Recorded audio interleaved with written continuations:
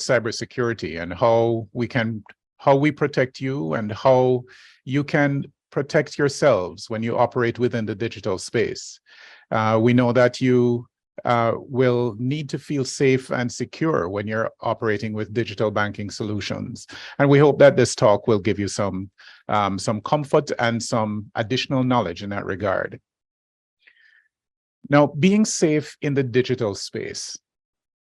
Just like in the physical world, when we go out to dinner, we go to the supermarket, or when we're crossing the road or just walking in public, there are risks and threats that we need to be mindful of. And with experience, we mitigate them as best we can. We're careful with our valuables, for example, keeping our cash and cards out of sight until needed. We look both ways when we're crossing the street, and we pay attention to our surroundings and persons around us, so we can proactively respond to potential or emerging situations. The more aware and prepared that we are, the more confident we become in operating safely and effectively in that space. And the same applies to the digital space. Unlike the natural world, virtually all the risks and threats in this man-made digital space arise from the intentions of unscrupulous persons, and I call them bad actors. They are after the things that are valuable to you, your money and other assets, your financial details, your personal information, even your very identity. And some are also interested in taking control of your computers to use its processing power for their benefit. Some of the threats in particular that you need to be aware of in the digital space include malware. And malware, these are computer programs that are written with malicious intent to infect your devices, to steal information, take control of the device, or extort money from unsuspecting persons. Viruses, spyware, Trojan horses, and worms. These are all types of malware, and they behave just like their names suggest, spreading like the flu from one computer to another, worming their way across the internet, snooping on everything you do on the computer, and delivering attacks from within and inviting programs sometimes labeled as a free gift when you happen to click on it. And then there is ransomware. Programs that scramble or encrypt all the data on your computer and then makes a demand for you to wire money to the perpetrator in order to unscramble your valuable data. There's a risk of oversharing when it comes to social media. Now, social media platforms like Instagram and Facebook and so on, these are great for sharing information with those that we love. But sadly, many persons share too much information, often disclosing personal information without realizing it. Bad actors will, with access to your social media posts, may be able to easily figure out where you live, where and who you visit frequently, and who your friends and relatives are. They may also be able to figure out, for example, when you are not at home, because maybe you're on vacation posting photos in real time, rather than waiting until you get home before you post the pictures. Or maybe they can figure out your date of birth or your mother's maiden name from all the pictures you posted, from the pictures of your brothers and sisters who attended your last birthday party. Yay, I'm 50 today. Now, other threats to be aware of are like phishing attacks. Now, phishing attacks, they come in different forms. They come via email or fake or spoofed web pages. Primarily, those are the ways in which they're delivered. And oftentimes these days they're coming in as SMS text messages, which you'll hear the term smishing, or they come in as voice calls where someone calls you to get information from you. And that's sometimes called vishing. Phishing attacks are intended to trick you by creating a sense of urgency into disclosing your confidential or personal information, such as your full name, your date of birth, and answers to security questions, such as your mother's maiden name. To disclose your online banking user ID and password, your credit card number, the PIN, the 3-digit code on the back of your card, all in an attempt to take advantage of you by using this information to assume your digital and even your physical identity. If we look at the examples on the screen, at the bottom on the left is an email. It seems to come from your trusted bank. This seems to come from CIBC FirstCaribbean, but note the email address. It's telling you of an undesirable event, that your account has been debited, and giving you a link that you are to click here today to view this monthly debit that has come on your account. Clicking on that link could install malware on your computer while launching a fake or spoofed website that looks like that of your trusted bank. If you look at the example on the right, it's a fake website, a fake or spoofed website. And if you look at the web address, you'll notice that there are some differences there. It's not the real web address. And you could, if you're unsuspecting, click on the link to log in and end up handing over your personal details, your online banking credentials to these bad guys.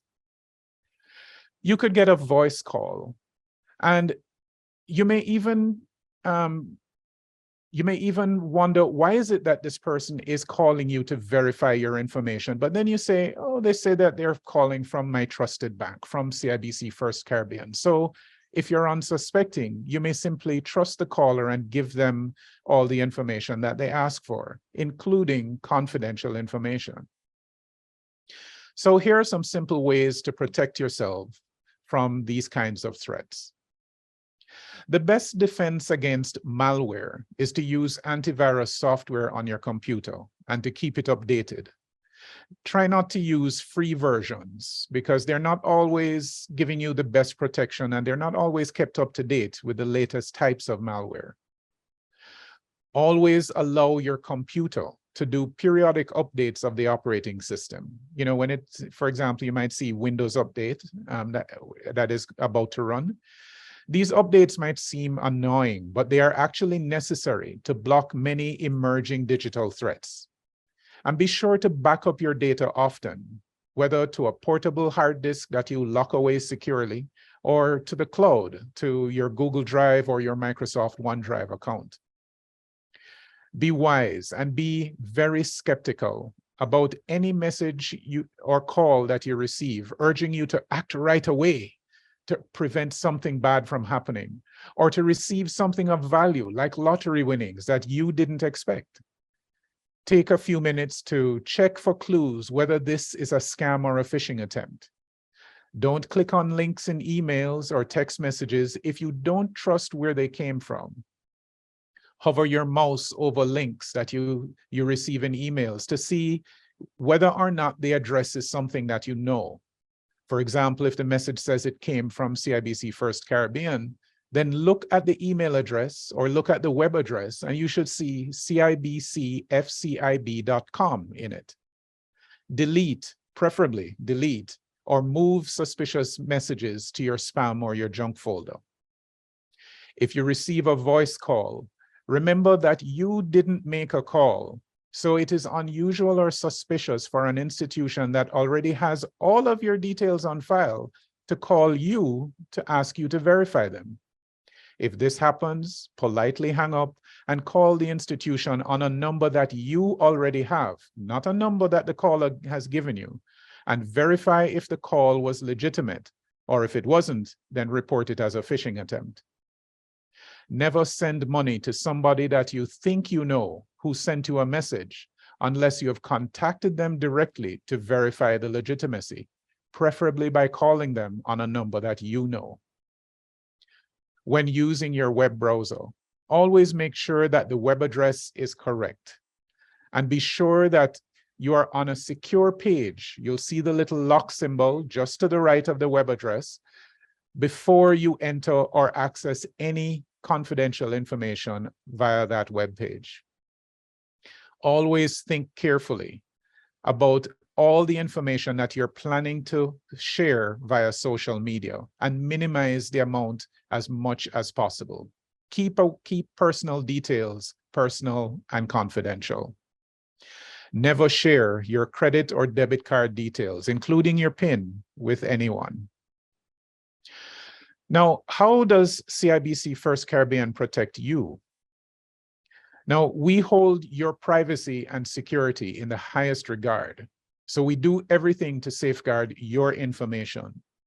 Our highly trained and experienced technology professionals operate the best and latest mix of technology to provide secure, resilient digital applications that are constantly monitored to detect and block attacks. Bad actors don't take a break, so we don't either. We use the latest encryption and authentication technologies to securely and reliably verify your identity when you're using our digital applications and channels. For example, we use two-factor authentication, not just a user ID and password, but we often ask you to punch in the code that you would have received on a mobile phone that we know that you have to confirm that you are indeed the person logging in. We use EMV or chip cards when you're using the ABM or POS. And we use 3D Secure, a feature that if you're doing online e-commerce transactions, when you're making the purchase, it gives you a little pop-up and it may ask you to verify that you are in fact the person or punch in a code that you receive on your mobile phone. We monitor transactions at every channel for signs of fraud, comparing them with your past behavior to identify atypical transactions. And whenever warranted, we will call you to verify such transactions before we allow them to proceed. We are always innovating and improving our digital offerings, delivering to you, our customers, the best balance of security and convenience so that you can feel safe and confident doing your banking with us in the digital space. The more you know about the threats and issues within that space, the more confident you will feel operating in that space. So this concludes this brief segment on cybersecurity, and we encourage you to visit our webpage shown at the bottom of the screen to learn more about how to become more cyber smart while operating in the digital space. Thank you.